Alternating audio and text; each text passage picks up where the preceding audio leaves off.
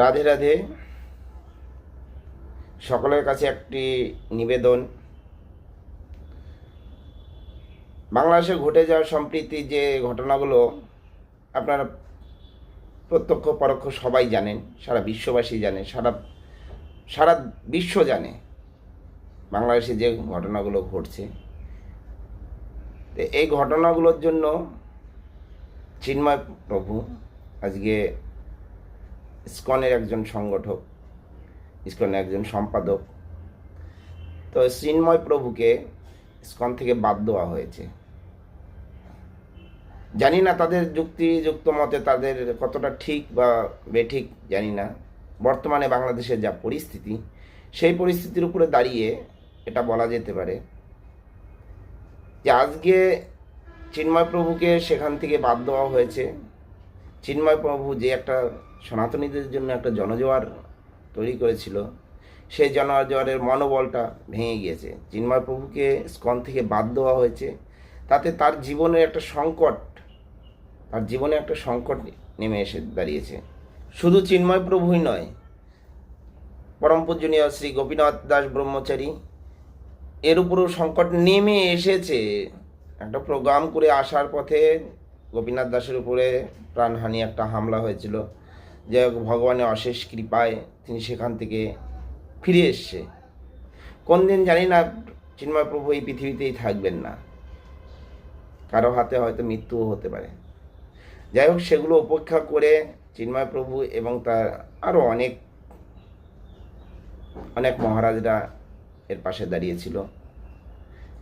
অনেককে 2-3 জনকে বাদ দেওয়া হয়েছে। তো এদেরকে যদি ইসকন বাদ দিয়ে থাকে, ইসকন এটুক মনে করবে যে আজকে যদি চিন্ময় প্রভুর জন্য এত সনাতনী লোক যদি একত্রিত হতে পারে, যদি চিন্ময় প্রভুকে বাদ দেওয়া যায়, আমার মনে হয় বাংলাদেশে ইসকন নামক যে সংস্থাটি রয়েছে সেটাও উঠে যাবে। কেন চিন্ময় প্রভুর ডাকে আপামর জনতা, যত বঙ্গবাসী আছে, বাংলার যত সনাতনীরা আছে, সংখ্যালঘুরা আছে, সকলে কিন্তু রাস্তায় এসে না দাঁড়িয়েছে। এই দাঁড়ানোর ফলে যে সংখ্যালঘুরা, তাদের মনের ভিতরে একটা মনোবল সৃষ্টি হয়েছে। আজকে চিন্ময় প্রভুকে যদি বাদ দেওয়া হয়, আগামীকাল দেখবেন একে একে যত সনাতনী আমাদের ধর্মগুরুরা আছে, তারা একে একে সকলেই বিপদের সম্মুখে এসে দাঁড়িয়ে পড়বে। এবং যারা যারা এই আন্দোলনে বা বাংলাদেশে আছে, তারা সকলেই আস্তে আস্তে মৃত্যুবরণ করবে। তাদের উপরে অত্যাচার বর্তমানে চলছে। এখান থেকে যদি চিন্ময় প্রভুকে বাদ দেওয়া যায়, তাহলে তাদের উপরে বিপদটা, সংকটটা নেমে আসবে। এবং বাংলাদেশে হিন্দু বা সনাতনী নামে কোনো একটা গ্রাম বা একটা পাড়া বা একটা বাড়ি থাকবে না। কোনো সনাতনী নামে কোনো লোক যে আসছিল তারা থাকবে না। আমরা জানি বাংলাদেশে অর্ধেক মুসলমান হিন্দু থেকে মুসলিমে কনভার্ট হয়েছে। বিগত দিনেও শেখ হাসিনা যাওয়ার পরেও কয়েকজনকে কনভার্ট করা হয়েছে, যাতে তাদের চাকরি টাকরি বাসে তারা নিজেরা নাম পরিবর্তন করে তারা কনভার্ট হয়েছে। যারা সনাতনীরা আছে তারা ওখানে হয়তো মরে যাবে না কনভার্ট হয়ে যাবে। এর আগে 1947 1971 দেখা গিয়েছে আমাদের মা বোনদের সকলকে অনেক অত্যাচার করেছে এবং অনেকে ধর্মান্তরিত হয়েছে। এখনও বাংলাদেশ থেকে শোনা যায় যে আমার পূর্বপুরুষরা ছিল হিন্দু, আমরা মুসলমান হয়ে আছি। তো যদি এই চিন্ময় প্রভুকে বাদ দেওয়া যায়, বাদ দিয়ে দিলে, যদি ইসকন থেকে বের করে দেয়, তাহলে এই ইসকন নামক সংগঠনটি বাংলাদেশে আর কোনো অস্তিত্ব থাকবে না।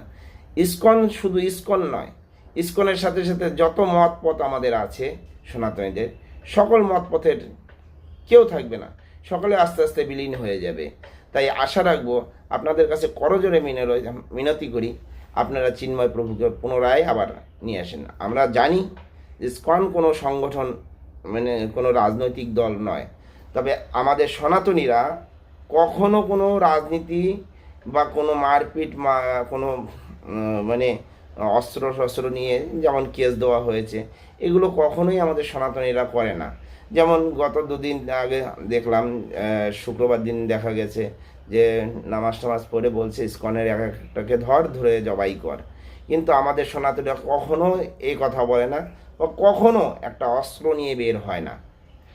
তাই ওনার যে সংগঠন ছিল সেই সংগঠন, ওনার এক ডাকে লক্ষ লক্ষ লোক এসে দাঁড়া হয়ে যেত। আজকে সেই জনজোয়ারের পাশে দাঁড়িয়ে থেকে তিনি আমাদের সনাতনীদের জন্য, নিজের জন্য কিচ্ছু করেনি, সকল কিছু আমাদের সনাতনীদের জন্য করে রাখছে।